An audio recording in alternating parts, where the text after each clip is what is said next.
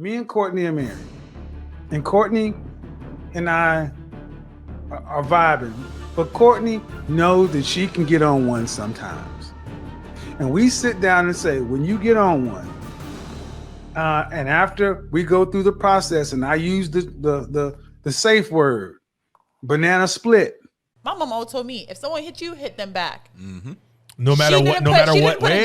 No matter what gender. She never put a gender on it. She said, if you get hit, you hit someone back. So if I got that rule, my brothers got that rule. I've never put myself in a position to hit a man for him to have the ability to hit me back. Why would I do that? Because now, not only am I expecting him to hit me back, I'm also expecting my man to defend me too. Like, I'm just putting everybody at risk at that point. See, this is what I had to learn. Being the bigger person is not giving the other person an excuse. Me walking away from a situation is not giving another person an excuse. It's me being the person that I know I can be. It's me taking that person for who they are. You get what I'm saying? So if I was a strong ass man and the bitch hit me, I probably wouldn't take my mama advice on hitting her back. If I was a strong ass man, I would do what you said you would do, Trigger Mike. I'm going to remove myself because I know my capabilities. I know my strength. It's some man that's super insecure because maybe his mama beat on him. Maybe his ex-girlfriend beat on him. Maybe that bitch was strong. So you hit him, he going to knock your ass clean the fuck out. Maybe he don't have no type of endurance, or he don't have no type of anything. Really quick, I just got to admit that. Have you been in a fight before? Let me finish talking. I didn't cut you off. I don't think telling somebody else to do the right thing is making excuses for the other person. So let me just, you've been in a fight before, Di, right? Yes. In fact, no, not even just a fight. Have y'all ever been punched in the face? I've been physically. Like, have you ever seen the white light? Like, have you ever been not recently, but a boyfriend. Have you ever been? I've had the wind knocked out of me before. Exactly. You seen the white light? All right. Yeah. Do you know what it means to ask somebody the first response after you get hit? The first thought you're asking us to have is a rational, submissive thought. That is unnatural. So you've had a hold on by a woman. Hold on. No. I'm talking about getting hit, getting struck. It's called fight or flight. Your endorphins are up. Your adrenaline just hits your body. You're ready to lift someone, but you're asking a human to have a rational thought in that moment. Let me ask something, right? But you've experienced. Wait. One thing. When somebody gets certified when they're a boxer and their hands become a deadly weapon because we understand that they have a skill or they have a strength that most people don't.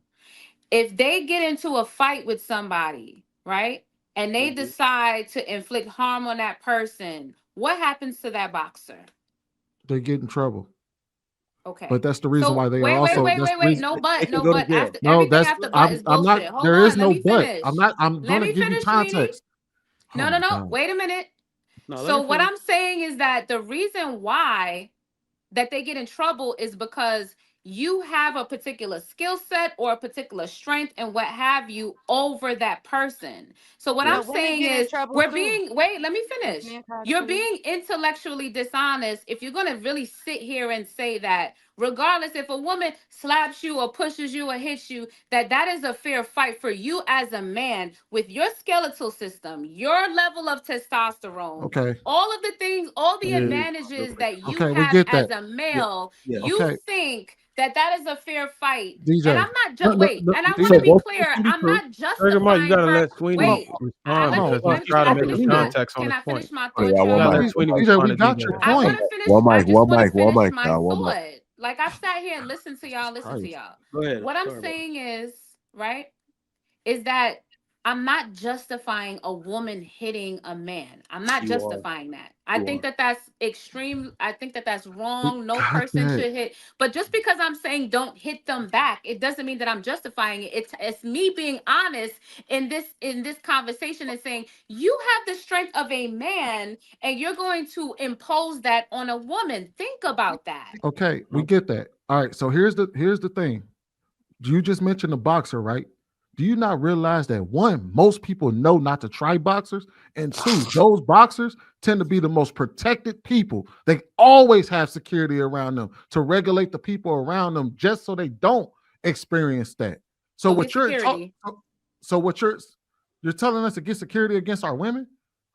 That's what you're presenting that example. So what you're not understanding what you're not. How the man is feeling. Our women Exactly. You keep trying to remove focus from how y'all are treating men. Because I'm getting down to the bottom of it. DJ, to trigger Mike's point, y'all keep removing yourselves and removing the fault of y'all behavior. The whole point isn't to try to give a consequence or say that men should be able to hit y'all back. The whole point is that y'all should understand that because y'all are the weaker vessel, because y'all know that we would not be, because y'all know that we cannot do anything to y'all without consequence, that y'all should know, maybe I shouldn't do this to him.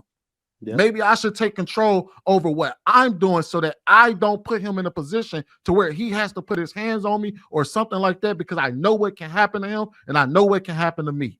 And let me bring it to Let's talk.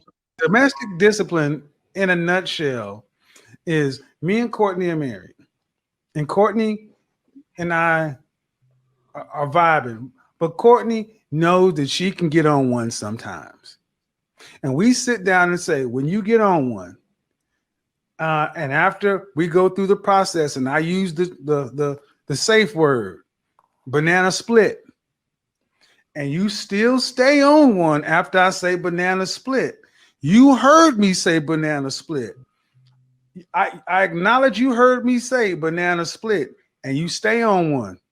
Well, then it's time for the domestic discipline. And it is exactly what it sounds like. Lay across the knee and on our ass. Thank you. I am not kidding. It's a myth. Kevin, I have a question. All right, that box. Because I do see where the 20-year-olds are wanting to learn more and are looking to other resources besides their mother. However, us in our 30s that looked at, our parents that. Let me say this. Me at hold on. I had something I get to get off right because that. Listen. First of all, that whole registered weapons thing, as far as boxers' hands, is a myth. That's not even real. And I did want to pose a question to the ladies. Like, do y'all feel like women should be treated equally as men? In what sense? What all senses, just in general. No, it's not loaded. We're just asking in general. No, do you think women should be, or every facet? What I used to think of equal is different than the definitions I've heard on this podcast. So I need to understand what you mean treated equally. That's a good question, Di, because when women are saying that they want equal rights, they mean of equal value. They're not saying that we think we're the same as men. That's where y'all get lost in these conversations. No, we're not lost.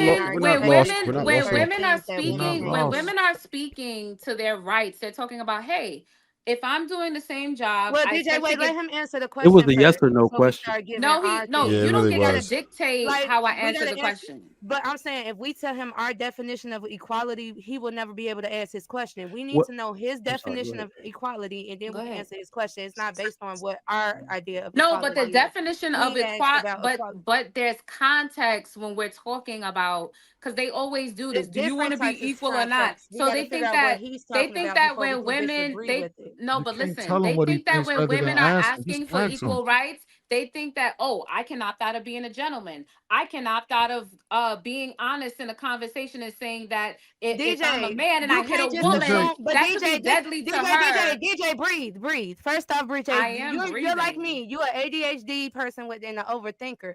You're going to points that he even get a chance to make it. Let me finish talking. If that's where he's gonna go with it, allow him to go there first, and then you eat him up. Don't go there for him.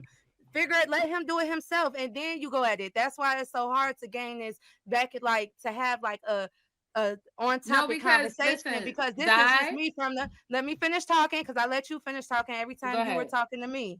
But this is just me from me watching the.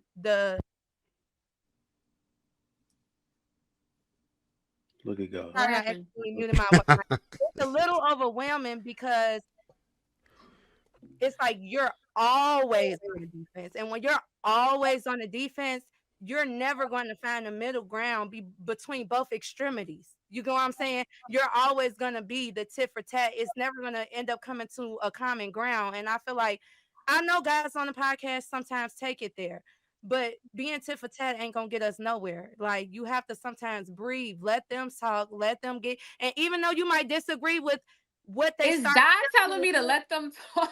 Yes, you have not been letting them talk. You got it, me. I'm gonna be honest. You got but it. Every time I heard you respond, DJ, because I love when you respond. But today, you've been responding to things that you disagree with versus the point.